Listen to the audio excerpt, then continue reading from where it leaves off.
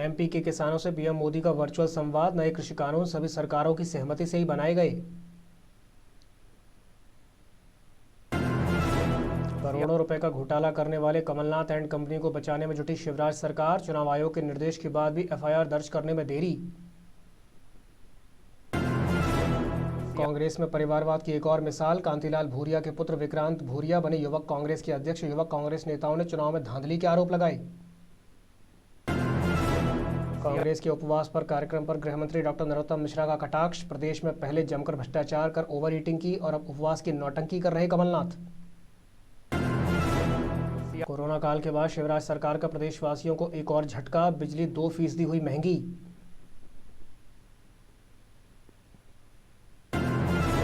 सांसद निधि के पैसों का भोपाल में ही दुरुपयोग। भोपाल सीएमएचओ प्रभाकर तिवारी ने दवा खरीदने में किया लाखों का घोटाला।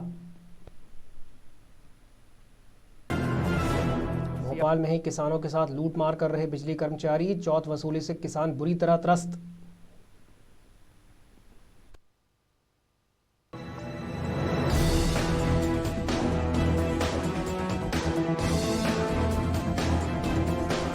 नमस्कार, न्यूज ऑब्जर्वर में आपका स्वागत है। मैं हूं दिव्यांशु जोशी। अब खबरें विस्तार से।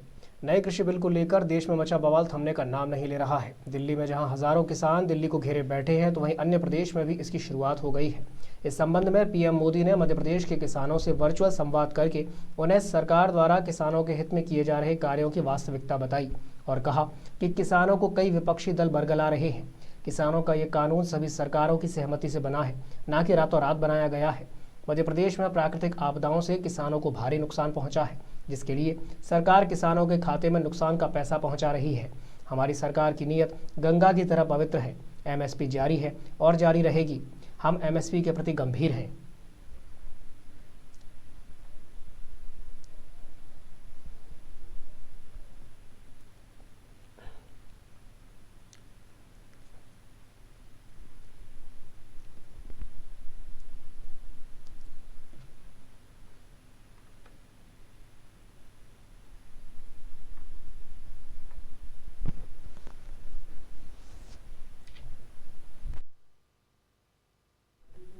चुनाव आयोग के निर्देश मिलने के बाद भी शिवराज सरकार ने लोकसभा चुनाव में 96 करोड़ रुपए का लेन देन करने वाले अफसरों और उनके आकाओं पर एफआईआर दर्ज नहीं की है। रिपोर्ट वैसे तो पिछले महीने ही मिल गई थी, लेकिन इस रिपोर्ट को शिवराज सरकार ने दबा लिया था।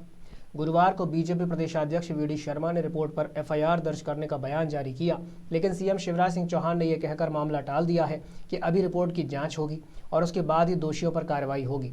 इस मामले में केंद्र सरकार बारीकी से निगाह रखे हुए है। गौरतलब है कि उपचुनाव में हार के तुरंत बाद ही कमलनाथ अपने पुत्र नकुलनाथ के साथ सीएम शिवराज सिंह चौहान के घर मिलने गए थे। वैसे भी उनकी कई मुलाकातें शिवराज से होती रही हैं, लेकिन 15 महीने के दौरान जिस तरह से बीजेपी के कार्यकर्ताओं और नेताओं पर फर्जी प्रकरण दर्ज कराए गए और उन पर कार्रवाइयां की गईं, उसे लेकर बीजेपी संगठन बुरी तरह से नाराज था। अब जबकि कमलनाथ सरकार के कार्यकाल में हुए करोड़ों के घोटालों के सबूत मिल गए हैं, तब कार्रवाई करने में हो रही देरी पर संगठन के बड़े नेता भी नाराज नजर आ रहे हैं। हालांकि बीजेपी प्रदेशाध्यक्ष वीडी शर्मा ने साफ किया है कि कमलनाथ सरकार में हुए घोटालों में दोषी अफसरों को बख्शा नहीं जाएगा, लेकिन शिवराज सरकार फिलहाल सारे मामले को टालने के मूड में है।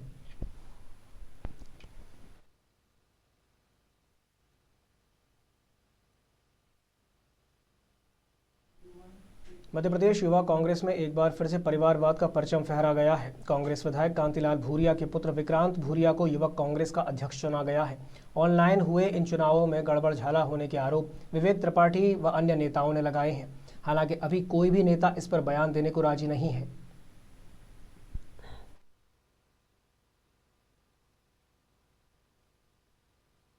मैं आज जो मेरे को मौका मिला है और जो ऐतिहासिक जनमत मिला है 40,000 से ऊपर का, उसके लिए मैं सारे युवाओं को, सारे वरिष्ठ नेतृत्व को, कमलनाथ जी को, दिग्विजय सिंह जी को, सभी सज्जन वर्मा जी को, सुरेश पचौरी जी को, सभी ने वरिष्ठ नेतृत्व को मैं बहुत बहुत धन्यवाद देना चाहूँगा।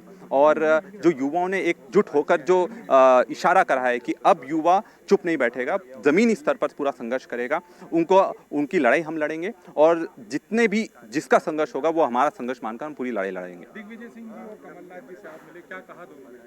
उन्होंने आशीर्वाद दिया और उन्होंने कहा कि अब आपकी बहुत बड़ी जिम्मेदारी आपको मिली है और इस जिम्मेदारी के साथ आपको न्याय करना पड़ेगा और इसके साथ आपको पूरा न्याय करना है। परिवारवाद का आरोप लग रहा है आपके बीच। ये चुनाव में 14 से ज़्यादा उम्मीदवार खड़े हुए थे और सब उम्मीदवारों को पूरा मौका मिला है कि अपने अपनी तरह से वोट डलवाए, क्योंकि ये चुनाव वही जीत सकता था जिसका पूरा प्रदेश में प्रभाव था और जिसको युवाओं में एक उम्मीद की तरह देखा जाता था। वो मौका मेरे को मिला है और मैंने पूरी ताकत से सबके बीच में जाकर पूरे प्रदेश का दौरा करा, सारी युवाओं तक पहुंचा और वहां जाकर जो उनसे प्यार और स्नेह मिला वो वोट में भी तब्दील हुआ है। ये तो इस प्रदेश के नौजवानों को बहुत बहुत बधाई, धन्यवाद देता हूँ कि उन्होंने डॉक्टर विक्रांत को उन्हें ऐतिहासिक वोटों से जिताया। तो मैं उनको बहुत बहुत धन्यवाद देता हूँ, मतदाता, युवा मतदाता, ताकि उनको युवाओं को ही आगे संभालना है प्रदेश की राजनीति और सब। तो इसलिए आज एक शुरुआत हुई है, बहुत ही शानदार तरीके से हुई है। तो मैं पुनः प्रदेश के युवाओं को धन्यवाद देते हुए और प्रदेश के सभी बुजुर्गों का भी आशीर्वाद था डॉक्टर विक्रांत के साथ, उन्होंने भी काफ़ी उनको मार्गदर्शन।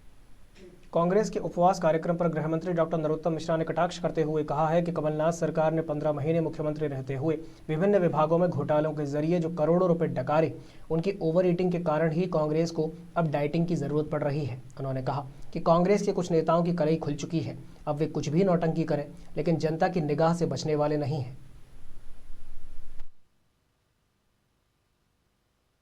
चौतरफा खाया है, आंगनवाड़ी का, बच्चों का कुपोषण का माल राहुल गांधी तक खिला दिया। ये नहीं मालूम था कि मोदी जी की सरकार है, शिवराज सिंह की सरकार है, यहां कोई भ्रष्टाचार वाला बचेगा ही नहीं। अब आप देख लीजिए, ओवर ईटिंग का परिणाम डाइटिंग तक आ रहा है। कोरोना काल के बाद शिवराज सरकार ने मध्य प्रदेश वासियों को एक और झटका दे दिया है। पेट्रोल, डीजल और रसोई गैस में महंगाई का झटका झेल रहे एमपी के उपभोक्ताओं को अब महंगी बिजली का करंट लगा है। मध्य प्रदेश विद्युत नियामक आयोग ने कोरोना के चलते लंबित 2020-2021 की नई टैरिफ याचिका को मंजूरी दे दी है। प्रदेश में बिजली की दरें 1.98% महंगी कर दी गई हैं। आम घरेलू उपभोक्ताओं पर इसका सीधा असर पड़ेगा। सिर्फ 30 यूनिट तक बिजली खपत पर बढ़ोतरी नहीं की गई है। नई टैरिफ दरें 26 दिसंबर से लागू होंगी। उपभोक्ताओं के लिए राहत की बात यह है कि उन्हें मीटर किराया नहीं देना होगा। पहले सिंगल फेज में 10 रुपये, 3 फेज में 25 रुपये और 10 किलोवाट से ऊपर के भार के उपभोक्ताओं को 125 रुपये महीने मीटर किराया लगता था।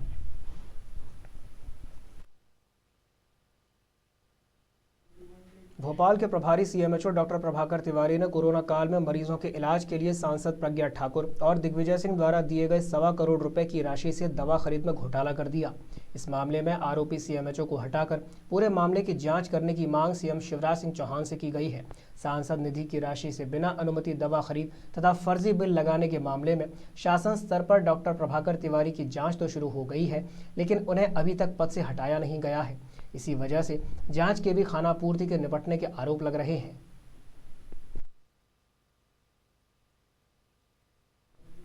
शिवराज सरकार में किसानों के साथ जमकर लूटमार हो रही है और ये दूर दराज के इलाकों में नहीं बल्कि राजधानी भोपाल से ही सटे ग्रामीण इलाकों में हो रही है।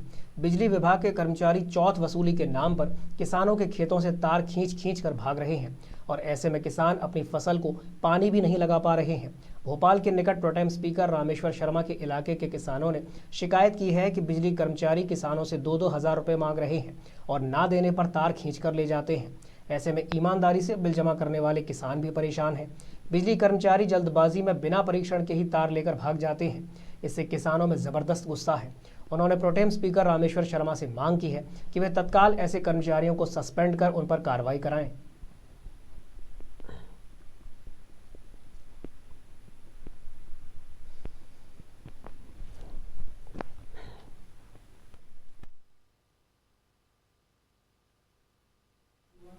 गृहमंत्री डॉक्टर नरोत्तम मिश्रा ने कहा कि मध्य प्रदेश की सरकार किसान हितैषी सरकार है और किसान का बेटा यहां मुख्यमंत्री है। जितने किसान हितैषी निर्णय मध्य प्रदेश में हुए, आज तक हिंदुस्तान में तो मेरी समझ में किसी सरकार ने नहीं किया।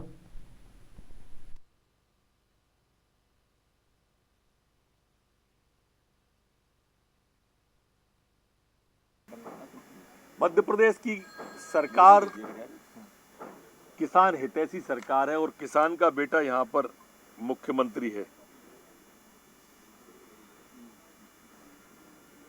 जितने किसान हितैषी निर्णय मध्य प्रदेश में हुए आज तक हिंदुस्तान में मेरी समझ में तो किसी सरकार ने नहीं की। कृषि कैबिनेट का गठन सिर्फ और सिर्फ मध्य प्रदेश में हुआ। कृषि का अलग से बजट सिर्फ और सिर्फ मध्य प्रदेश की विधानसभा में रखा गया। 0% ब्याज, माइनस पे ब्याज पर किसान को पैसा सिर्फ और सिर्फ मध्य प्रदेश में दिया गया। सिंचाई का रकबा 7.5 लाख हेक्टेयर से बढ़ाकर 45 लाख हेक्टेयर तक सीमित समय में, निर्धारित समय में सिर्फ और सिर्फ मध्य प्रदेश में हुआ। आजादी के बाद से जितने ट्रांसफार्मर किसानों के लगे थे उतने शिवराज सिंह जी की सरकार में फीडर सेपरेशन में सिर्फ और सिर्फ मध्य प्रदेश में ही हुए। और खेत को बिजली अलग, गांव को बिजली अलग गुजरात के पैटर्न से मध्य प्रदेश में प्रदान की गई। लॉकडाउन के बावजूद भी, लॉकडाउन पीरियड में भी हमने किसानों का गेहूं खरीदा और देश के अंदर नंबर 1 बने। हमने पंजाब को भी पछाड़ दिया। हमने बीमा का पैसा डाला किसान को, सब्सिडी का पैसा डाला और आज 1600 करोड़ रुपया प्रथम किस्त के रूप में किसान को दी जा रही है। हम आभार व्यक्त करते हैं माननीय प्रधानमंत्री जी का, साधुवाद और धन्यवाद व्यक्त करते हैं, क्योंकि देश में जिस तरह से प्रधानमंत्री जी ने शुरुआत की है किसानों को नगद राशि 6,000 और मुख्यमंत्री ने 4,000 मिला के 10,000 रुपये की, ये भी एक उदाहरण है। इसके पहले कभी नहीं दिया गया। आप कल्पना करेंगे कि कांग्रेस के 10 साल के शासन में, 10 साल में जो कर्जा माफ किया वो 1 लाख करोड़ के आसपास था या 70,000 करोड़ था, और यहाँ 6,000 रुपया महीना दे के प्रधानमंत्री हर साल 75,500 करोड़, उससे ज्यादा हर साल दे रहे हैं। पूर्व सीएम कमलनाथ पर हुई कार्रवाई को लेकर गृहमंत्री डॉक्टर नरोत्तम मिश्रा ने कहा कि कार्रवाई में कोई भी संशय नहीं है। सीबीडीटी और चुनाव आयोग की रिपोर्ट आ गई है। एमपी में कानून का राज है। सामने जो दिख रहे हैं वो बस प्यादे हैं, सरगना भी नहीं बचेंगे। दोषी कोई भी हो उस पर कार्रवाई जरूर होगी।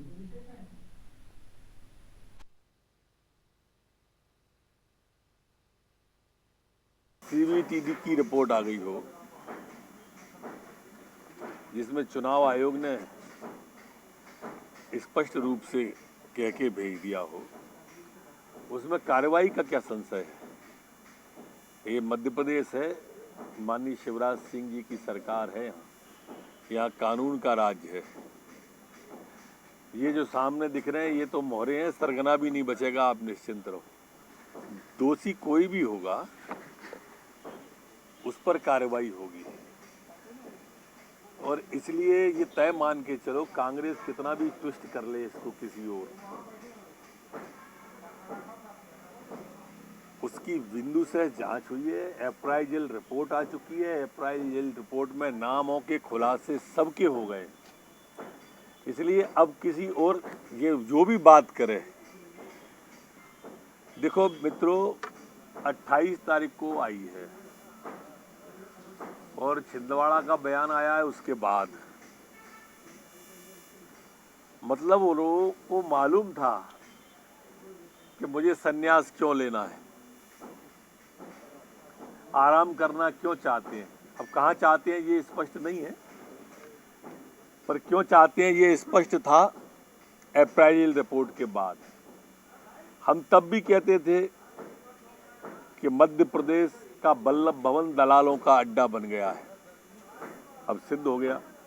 हम तब भी कहते थे कि सदी की सबसे भ्रष्टतम सरकार कांग्रेस सरकार है, सिद्ध हो गया। अब हम कह रहे हैं कि सदी के मध्य प्रदेश के सबसे भ्रष्टतम मुख्यमंत्री कमलनाथ हैं, अब सिद्ध हो जाएगा। सीबीडीटी की रिपोर्ट। गृहमंत्री डॉक्टर नरोत्तम मिश्रा ने विशेष कर्तव्य अधिकारी और अतिरिक्त पुलिस महानिदेशक अशोक अवस्थी के निवास पर पहुंचकर दिवंगत आत्मा प्रकाश अवस्थी को पुष्पांजलि अर्पित कर श्रद्धांजलि दी।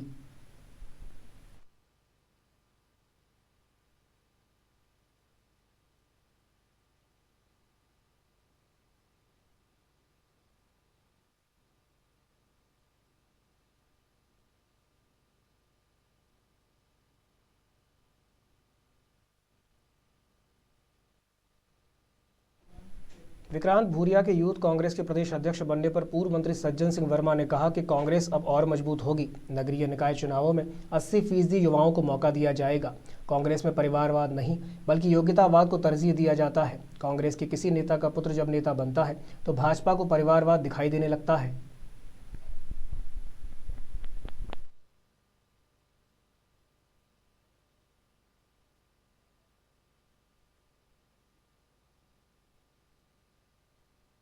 और विक्रांत भूरिया मध्य प्रदेश युवक कांग्रेस के नए अध्यक्ष बने और बड़ा दमदार इलेक्शन था और जो डिजर्विंग थे वो सारे लोग जीत के आए हैं। अध्यक्ष से लेके उपाध्यक्ष, महामंत्री, सचिव, ये सारे हमारे बहुत ही जाबाज साथी हैं जिन्होंने पिछले कई वर्षों से संघर्ष किया है मध्य प्रदेश की सड़कों पे कांग्रेस के लिए, मध्य प्रदेश की जनता के लिए।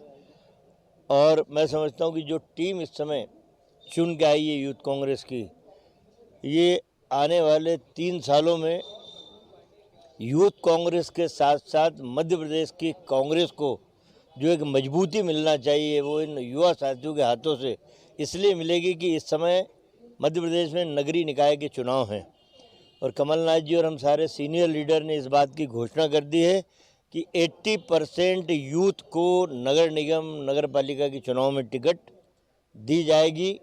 हार जीत से ऊपर हैं हम लोग, कांग्रेस के लोग, हारे जीते फ़र्क नहीं पड़ता, लेकिन सेकंड और थर्ड जनरेशन जो हमारी सेकंड थर्ड लाइन है उसको मजबूत करना सबसे ज़्यादा हम जरूरी समझते हैं। पूर्व मंत्री व सुर्खी से भाजपा विधायक गोविंद सिंह राजपूत ने खेल परिसर मैदान सागर में किसान कल्याण कार्यक्रम के अंतर्गत पात्र हितग्राहियों को राहत राशि का वितरण किया। इस दौरान उनके साथ कैबिनेट मंत्री गोपाल भार्गव और भूपेंद्र सिंह भी उपस्थित रहे।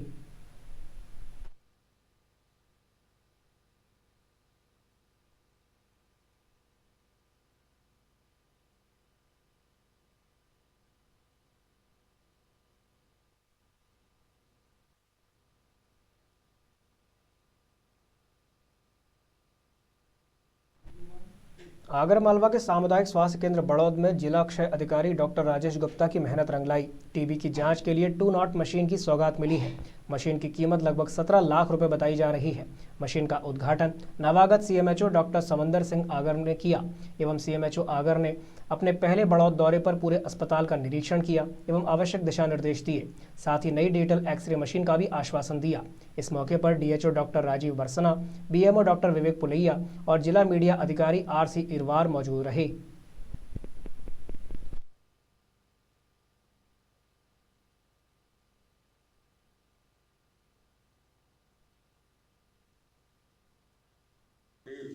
टीबी की जांच करने के लिए 2 नॉट मशीन आज पहली बार लगाई है और इसमें ऑथेंटिक रूप से अच्छा रिजल्ट आता है और इसका रिजल्ट 40 मिनट में 2 स्लाइड हम जांच कर सकते हैं। आपका पहला दौरा है बड़ौद का? मेरा पहला दौरा बड़ौद का है। मैंने 16 तारीख को एज सीएमएचओ आगर ज्वाइन किया हूँ। पहला ब्लॉक है और पहला मेरा दौरा है ब्लॉक विलेज के बड़ौद में। क्या क्या निर्देश दिए आपने आज? मैंने शासन के निर्देशों का पालन करने के लिए 100% कार्य करने के लिए समस्त कर्मचारी और अधिकारियों को निर्देश दिए। प्रदेश सरकार के द्वारा आयोजित किसान सम्मेलन में किसानों ने ही दूरी बना ली। ये किसान सम्मेलन भिंड जिला पंचायत के बाहर आयोजित किया गया था, जिसमें प्रदेश के मुख्यमंत्री और देश के प्रधानमंत्री का किसानों के नाम लाइव संबोधन किया गया था, जिसमें किसानों की जगह सरकारी महकमा ही नजर आया।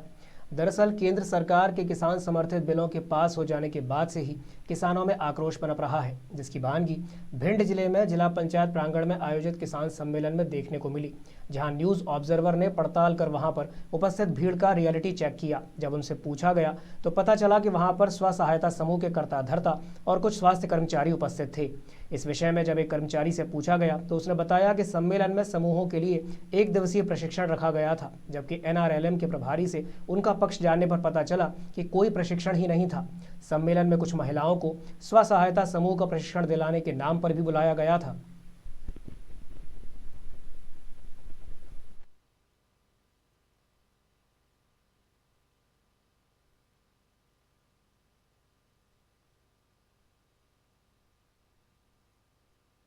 इस मामले में मैं ये कहना चाहता हूँ, एक्चुअल किसान तो सरकार के खिलाफ जगह जगह धरना प्रदर्शन कर रहा है। इनकी बात को न सुनते हुए सरकार एक अपना अलग ही एजेंडा चला रही है। वो किसान विरोधी है, सरकार समझ नहीं पा रही। भिंड में भी किसान सब उसमें स्वास्थ्य कर्मी जो महिलाएं आंगनवाड़ी कार्यकर्ताएं रहती हैं वो थी, और राजस्व विभाग के कुछ कर्मचारी। वहाँ पे देखा गया कि काफ़ी मात्रा में कुर्सियाँ खाली पड़ी हुई थी और प्रधानमंत्री मोदी जी का भाषण चल रहा था। बिल्कुल लाइव भाषण देखने के लिए किसान अवेलेबल नहीं है। जहां से मोदी जी बोल रहे हैं हमने वहां का भी देखा, वहां भी कि स्वास्थ्य विभाग की कर्मचारी और राजस्व विभाग के कर्मचारी थे।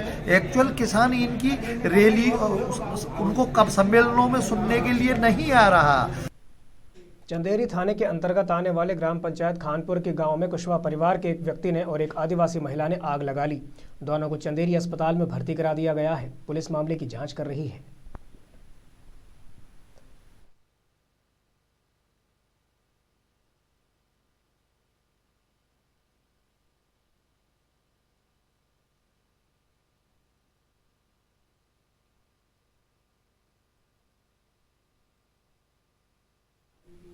जबलपुर में व्याप्त समस्याओं को लेकर जबलपुर उत्तर मध्य विधानसभा के विधायक विनय सक्सेना अब आंदोलन करते नजर आ रहे हैं।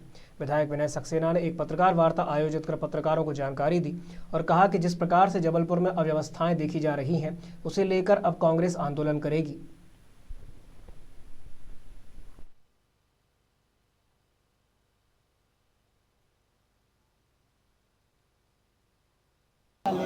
जबलपुर शहर के ज्वलंत समस्याओं को लिए, जन जन की परेशानियों को देखकर और जबलपुर शहर की जो विकास की योजनाएं लंबित पड़ी हैं, ठप हो गई हैं या आधी अधूरी पड़ी हैं, और वर्तमान सरकार जो है ये कहती है कि विकास के नाम पे कोई पैसे की कमी नहीं।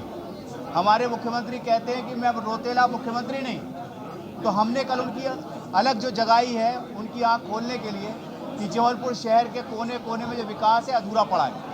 हर बड़ी बड़ी योजनाएं जो कांग्रेस सरकार में चालू की गई थी, वो चाहे शास्त्री ब्रिज फ्लाईओवर हो, चाहे रद्दी चौकी का फ्लाईओवर हो, चाहे विकास विजयनगर के हमारे कॉलेज की स्वीकृति हो, सब स्वीकृति हो चुकी। हनुमान ताल का विकास 7 करोड़ से, निवाड़गंज की मट्टी 10 करोड़ से, और सब कामों को रोक दिया गया, बोले पैसा नहीं। कांग्रेस की जो आप लोग बातें करते हैं, पूरा शहर कांग्रेस और पूरी शहर के हमारे जिम्मेदार लोग जो कांग्रेस में हैं, जो कांग्रेस जिनके दिल में, मैं बाकी की बात नहीं करता, वो सब लोग कल आपको देखेंगे। जो लोग कांग्रेस के नहीं, उनसे उम्मीद करता भी नहीं। जबलपुर में आबकारी विभाग ने अवैध शराब को लेकर एक अभियान छेड़ रखा है। इस अभियान के तहत अवैध शराब का कारोबार करने वाले आबकारी विभाग के द्वारा कार्रवाई की जा रही है। जबलपुर में आबकारी विभाग ने कुचबंदिया मोहल्ले और चांदमारी इलाके में दबिश दी। दबिश में आबकारी विभाग ने 4000 किलोग्राम महुआ लहान को मौके पर ही नष्ट किया। वहीं मौके से 45 लीटर कच्ची शराब भी बरामद की गई है। पूरी कार्रवाई में आबकारी विभाग ने 9 लोगों के ऊपर आबकारी अधिनियम के तहत मामला पंजीबद्ध किया।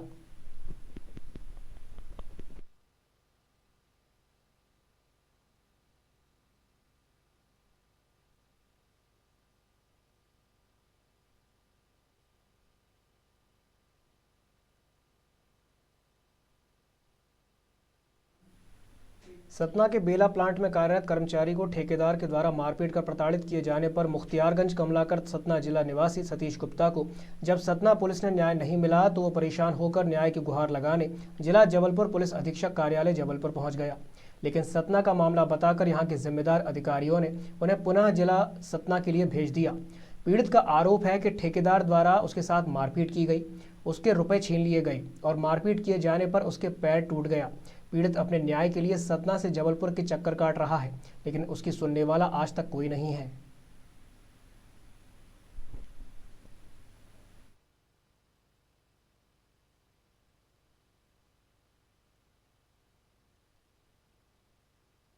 मैं छिजवार से आया हूँ। कौन सा जिला है? ये रीवा लगता है। हाँ। छिजवार का। हाँ। चौराहा थाना है। तो वहाँ मैं ठेकेदार से बोला कि मेरे को नौकरी दे दो, तो नौकरी नहीं दिया। अब पैसा मांगता हूँ, पैसा नहीं दे रहा। मैं 2 कार्ड भी घर में पड़े हैं और बैसाखी छीन लिया, 2 मोबाइल भी छीन लिया है। आप कहाँ काम करते थे? मैं छिजवार नवस्था में काम करता रहा हूँ। ये तो कोई ठेकेदार के अंतर्गत में थे? हाँ। क्या हुआ आपके साथ? गंगाबाई का सुपरवाइजर 85 वो मेरे को ढोस दिया है ड्यूटी पीरियड में। और पैसा मांगने पर बोलता है कि तुम कोर्ट जाओगे तो कोर्ट में मारेंगे। तो ये रीवा जिले में हुआ है आपके साथ, रीवा सतना में, है ना? हाँ। खरगोन जिले के कसरावत के ग्राम दुर्गापुर निवासी राकेश यादव के 2 बैलों को करंट लग गया, जिसमें एक बैल की मौके पर ही मौत हो गई, वहीं एक बैल गंभीर रूप से घायल हुआ है। किसान ने बताया कि एलटी लाइन का तार टूटा होने की वजह से हादसा हुआ है, जिसकी सूचना एक रोज पूर्व एमपीईबी सहित लाइनमैन को दे दी गई थी। उसके बाद भी उसकी बात को गंभीरता से नहीं लिया गया। किसान सहित अन्य ग्रामीणों ने घटनास्थल के मौके पर पहुंचकर विद्युत मंडल सहित लाइनमैन के खिलाफ नारेबाजी भी की। वहीं पुलिस को शिकायत कर कार्रवाई की मांग की गई है।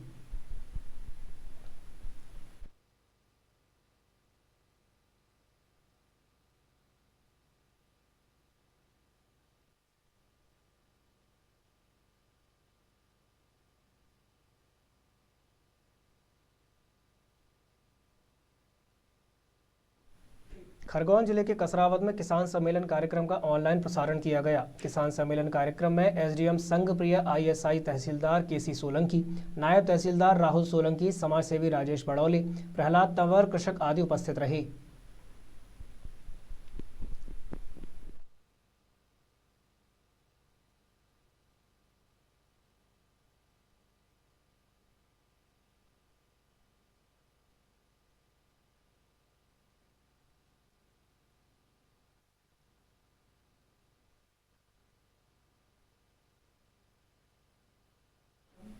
देश के अलग अलग हिस्सों में ठंड ने अपना असर दिखाना शुरू कर दिया है। ऐसे में मंदसौर के विश्व प्रसिद्ध अष्टमुखी भगवान पशुपतिनाथ को प्रतिवर्ष अनुसार इस साल भी ठंड के बढ़ते ही भक्तों ने कंबल उड़ाया तथा गर्मी के लिए गर्भगृह में हीटर भी लगाया।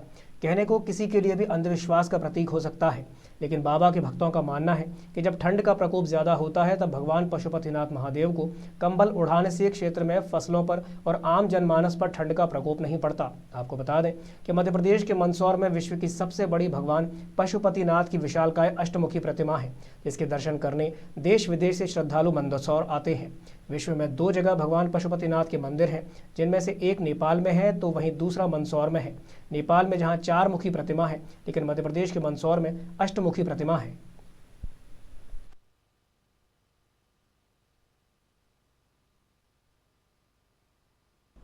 कैलाशवासी हैं, ठंड में बर्फ में रहते हैं, ये बर्फ के एरिया में सभी दूर रहते हैं, मगर वहाँ मनुष्य नहीं रहता है, सिर्फ भगवान रहते हैं। और जैसे केदारनाथ में कोई भी मनुष्य नहीं जा सकता है।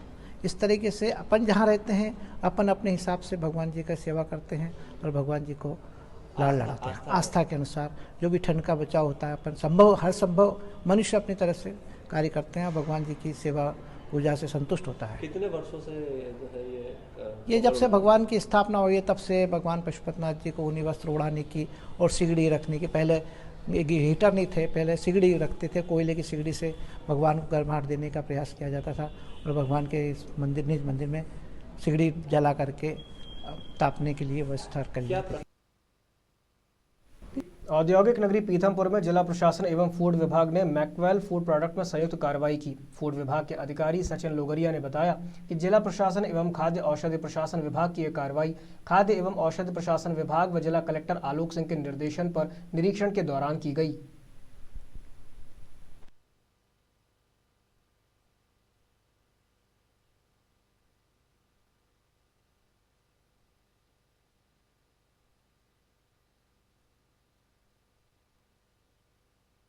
आज मैकवेल फूड प्रोडक्ट्स है सेक्टर 1 में पीतमपुर। यहाँ हमको जानकारी मिली थी कि बिना लाइसेंस के निर्माण काम किया जा रहा है। उसके संबंध में खाद्य एवं औषधि विभाग के साथ में यहाँ जांच की हम लोगों ने, तो मौके पर इनके पास कोई लाइसेंस पीतमपुर का नहीं मिला है। जो माल पीतमपुर के नाम से निर्माण किया जा रहा था वो बिना लाइसेंस का था, तो इस कारण से हमने माल जब्त किया है, यहाँ पर सीज में लिया है। और जो कच्चा माल उपयोग कर रहे थे, टूटी फ्रूटी है, सौंफ है, सुपारी है, मिसमैच था, तो वो भी हमने सीज किया है। और लगभग 12 सैंपल हम लोगों ने यहाँ लिए हैं जो जांच के लिए भोपाल भेजे जा रहे हैं। हमने कंपनियों से कर्मचारियों का रिकॉर्ड भी मांगा कि कोविड के प्रोटोकॉल का पालन कर रहे हैं क्या, टेम्परेचर ले रहे हैं क्या, तो वो हमें नहीं मिला है अभी। वो हम कंपनी से कर लेंगे, अगर कुछ अनियमितता पाई जाती है तो उसके संबंध में भी जुर्माना करेंगे। शासन से बिना अनुमति अवकाश पर जाना रतलाम जिले के आलोट कृषि अधिकारी धनपाल सिंह तोमर को भारी पड़ गया। हमेशा विवादों में रहने वाले आलोट कृषि विस्तार अधिकारी धनपाल सिंह तोमर को रतलाम कलेक्टर ने निलंबित कर दिया। निलंबन के दौरान तोमर का मुख्यालय उप संचालक कृषि रतलाम रहेगा।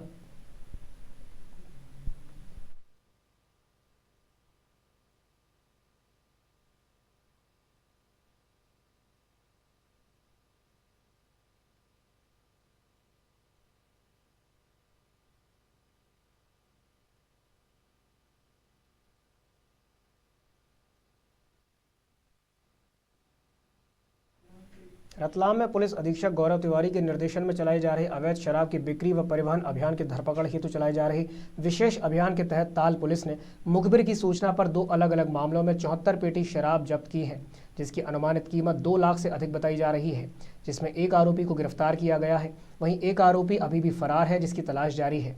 सबसे बड़ी बात तो ये है कि अवैध शराब के मामले में आबकारी विभाग को कार्रवाई करनी चाहिए, मगर देखने में आया है कि कोविड-19 के दौरान नामली में हुए जहरीली शराब की मौतों के बाद अब तक लगातार अवैध शराब के परिवहन और गांव में चल रही अवैध शराब बनाने के मामले सामने आए हैं, मगर कुछ ही पर कार्रवाई कर आबकारी विभाग सोया हुआ है, जिससे आबकारी और शराब माफिया की मिली भगत नजर आ रही है।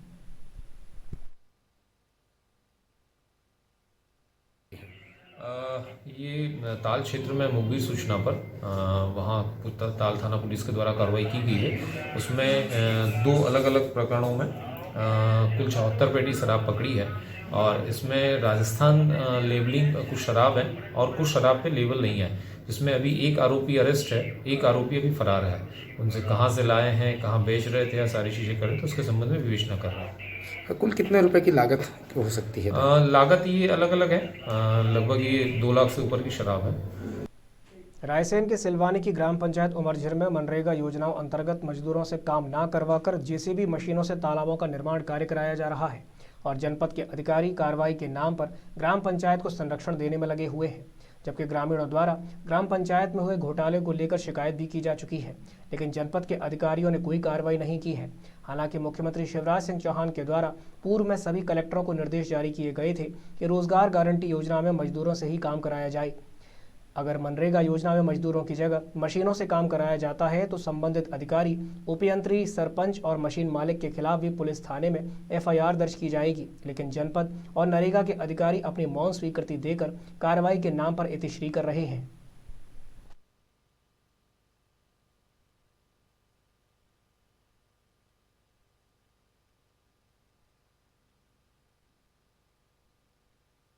जहाँ तक वहाँ के निर्माण कार्यों की जो मुझे पहले शिकायत प्राप्त हुई थी, तो उसमें आंगनवाड़ी भवन का था। तो आंगनवाड़ी भवन तो अभी वर्तमान में प्रगतिरत है। बाकी जैसा आप बता रहे हैं रोड का और आवास की, तो इसकी मैं जांच करवा लूँगी इसके संबंध में, तभी मैं कुछ बता पाऊँगी। आपके द्वारा निरीक्षण किया गया था मैडम, क्या पाया गया? करीब 4 दिन पहले आप गई थी फील्ड पर। लगभग 1 माह पूर्व मैंने निरीक्षण किया था। उस समय आंगनवाड़ी जो है वो प्रगतिरत नहीं थी, मगर अब वर्तमान में प्रगतिरत है। मैडम कब तक हो जाएगी ये जांच उमरझिर पंचायत? लगभग 1 हफ्ता लगेगा इसमें।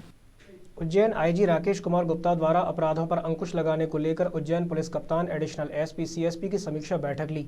इस बैठक में अपराधों पर अंकुश लगाने को लेकर कई महत्वपूर्ण निर्णय लिए गए।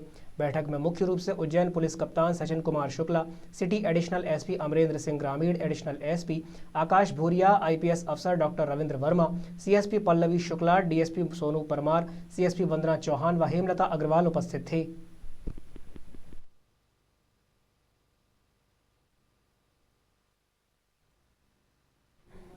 बुलेटिन में फिलहाल के लिए इतना ही। आगे की खबरों के लिए बने रहिए न्यूज़ ऑब्जर्वर के साथ। नमस्कार।